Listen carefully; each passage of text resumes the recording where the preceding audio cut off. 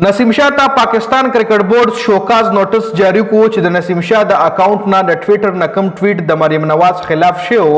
مریم نواز د پی ایس ایل لومړني میچ کې ګراوند ته تللی و، محسن نقوی ورسره هم نو دا نسیم شاه د اکاؤنٹ نه ټویټ شو چې تاسو ولې یعنی مریم نواز ته کوین غونډي ټریټ کوي په لارډز په ګراوند کې، او قسم لا داسې ټویټ شو چې ولې مریم نواز د کوین غونډي ټریټ کیږي. نو هغه ټویټ بیا ډیلیټ کړل شو، هغه نه پس بیا دوباره ټویټ وکړل شو چې د نسیم شاه د اکاؤنٹ چا هیکرانو هیک کړو او اوس دوباره ریکور شو.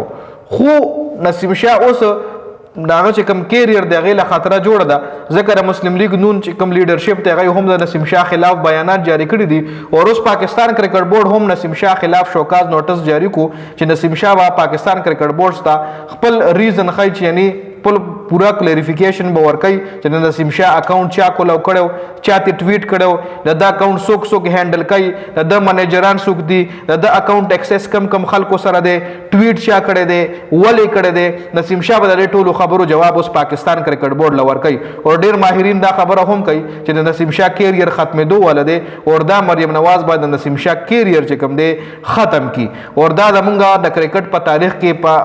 اگزامپلو کې هم پراته دي چې څه کلریانو سره داسې قسم رویه شوی هم ده. خیر د نسیم شاه حواله سره تاسو سره ایدا په قیمتي رائے موږ سره په کمنټ کې ضرور شریک کړئ.